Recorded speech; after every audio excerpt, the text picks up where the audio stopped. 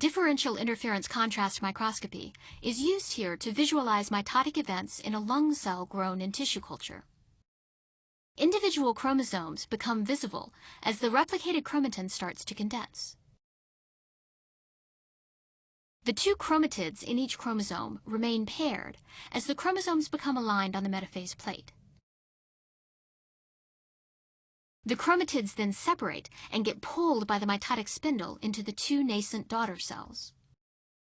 The chromatin decondenses as the two new nuclei form, and cytokinesis continues to constrict the remaining cytoplasmic bridge until the two daughter cells become separated.